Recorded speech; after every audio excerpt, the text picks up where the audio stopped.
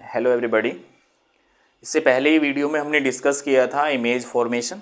Image formation हमने first वहाँ discuss कर ली थी। आज हम डिस्कस करेंगे image formation second by concave mirror. इसमें आपको जो क्वेश्चन जो मिलेगा एग्ज़ाम में, जो भी आपको मिलेगा क्वेश्चन वो इसी तरीके से मिलेगा। आपको दो या तीन तरीके से मिल सकता है, जैसे कि when an object place between infinity and centre of curvature. Infinity और सेंटर ऑफ कर्वेचर के बिटवीन में रखा है ऑब्जेक्ट वो, या फिर वो कह सकता है और बियॉन्ड सी के बियॉन्ड जो है वो रखा है।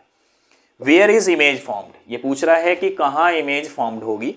या फिर वो ऐसे कह सकता है कि when an object placed beyond C where is image formed. या फिर इस तरीके से बोल देगा where is image formed when an object place beyond C. तो इस तरीके से क्वेश्चन आपको घुमा फिरा करके वो दे सकता है। मीनिंग सबका एक ही है। एग्जाम में सबको जो आंसर राइट करना है वो सबको एक ही करना है, और एग्जाम में सभी की जो आपकी इमेज फॉर्मेशन है वो सेम ही बनेगी। इमेज फॉर्मेशन में कोई डिफरेंस नहीं है। तो फर्स्टली हम यहाँ लेंगे, एक हमारे पास होगा कॉनकेव मिरर। तो पहली वाली वीडियो में हमने डिस्कस कर लिया था कॉनकेव मिरर क्या होता है, और कॉनकेव मिरर को कॉनकेव क्यों कहा जाता है। इसे हम ऑल्सो कॉल्ड आ कन्वर्जिंग मिरर भी बोलते हैं। क्यों बोलते हैं ये हमने पहली वाली वीडियो में पढ़ा है। नेक्स्ट हम देखते हैं कि ये आउटर से पॉलिश होता है, इनर से रिफ्लेक्टेड पार्ट होता है, ये इसका पोल है, और this is called a principal axis. जैसे हमने डिस्कस किया था ये होगा फोकस और ये होता है centre of curvature. Centre of curvature क्या है और फोकस क्या है, इनके बिटवीन में रिलेशन हम पिछली वाली वीडियो में डिस्कस कर चुके हैं। अकॉर्डिंग टू स्टेटमेंट अगर हम यहाँ देखें कि ये बोल रहा है कि when an object place beyond C, अगर ये बोल रहा है कि ऑब्जेक्ट को हम बियॉन्ड सी रख रहे हैं या बिटवीन इन्फिनिटी और सेंटर ऑफ कर्वेचर के बिटवीन में रख रहे हैं, तो वेयर इज इमेज फॉर्म। तो हमने ऑब्जेक्ट को जो रखा है वो रखा है हमने बियॉन्ड सी या बिटवीन सी एंड एफ। तो ये होगा हमारे पास ऑब्जेक्ट को हम ए बी मान लेंगे, और सेम ही पैटर्न हम यहाँ फॉलो करेंगे। तो पहले जो हेडेड से जो रे जाएगी वो हमेशा पैरेलल जाएगी, ये जो रे है वो पैरेलल जाएगी। नेक्स्ट है पैरेलल रेज को ये क्या करता है, कन्वर्ज करता है। This is called a converging mirror. तो पैरेलल को कन्वर्ज करेगा तो सबसे पहले ये फोकस से पास कराएगा कन्वर्जिंग से। तो सबसे पहले इसे हम फोकस से पास कर देते हैं। तो इमेज जो फॉर्म्ड, जो पहली जो रे आ जाएगी ये फोकस से पास होके जाएगी। नेक्स्ट है कि दूसरा जो रे जाएगी सेंटर ऑफ कर्वेचर से ही जाएगी और सेंटर ऑफ कर्वेचर से ही वापस चली जाएगी। तो सेंटर ऑफ कर्वेचर से जाएगी और सेंटर ऑफ कर्वेचर से ही वापस चली जाएगी। सेंटर ऑफ कर्वेचर से गई और सेंटर ऑफ कर्वेचर से ही वापस आई। तो हमने पहली वीडियो में डिस्कस किया था कि मिनिमम हमें 2 रेज लेनी है। मैक्सिमम आप 3 ले सकते हो, बट मिनिमम 2 रेज आपको चाहिए, क्योंकि 2 रेज को ही आपको इंटरसेक्शन दिखाना है। जहां इंटरसेक्शन होगा वहीं पर आपकी इमेज फॉर्मेशन होगी या इमेज फॉर्म्ड होगी।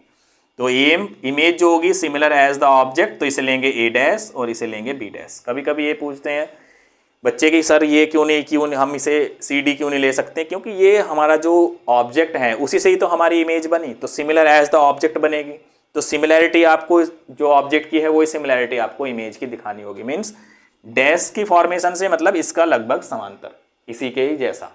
जैसे हम एक्स और वाई एक्सिस पढ़ते हैं, इधर एक्स एक्सिस होता है और इधर हमारा एक्स डैश होता है। सो एक्स इधर होगा और एक्स डैश जो हम लेते हैं इधर, तो सिमिलर पॉइंट्स जो एक्स पर डिनोटेड है वो ही पॉइंट्स एक्स डैश पर डिनोटेड होंगे, बट वो हो जाएंगे हमारे नेगेटिव में, बट रहेंगे बिल्कुल सेम। नेक्स्ट है कि जो हमने जो इमेज फॉर्मेशन पढ़ी, ये हमारे पास इमेज फॉर्मेशन आई है बिटवीन सी एंड एफ। और कैसी आई है, इसे हमने ए डैश और बी डैश ले लिया है। अब देखिए इसमें जो आपको नेचर लिखना है, नेचर साइज क्या होगा, इसका जो नेचर होगा, नेचर क्या होगा, एक तो रियल बनेगा और एक क्या बनेगा, बिलो द प्रिंसिपल एक्सिस बन रहा है, तो ये होगा रियल एंड इन्वर्टेड।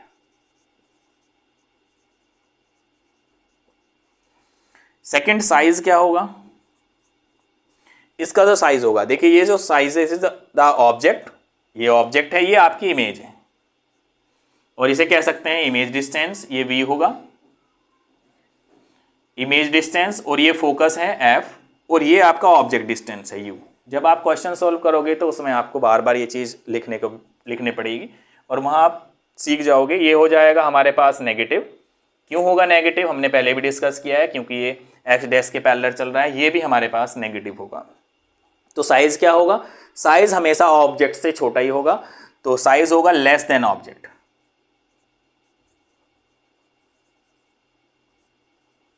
या हम कह सकते हैं smaller than object, as you wish. Next size हो गया, नेचर हो गया, पोजीशन। इसकी जो पोजीशन होगी, देखिए आपको देखने को मिल रही है, पोजीशन कहां होगी, बिटवीन सी एंड एफ। तो पोजीशन होगी between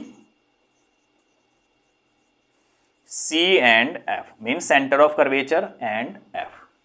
so I hope you may be clear it.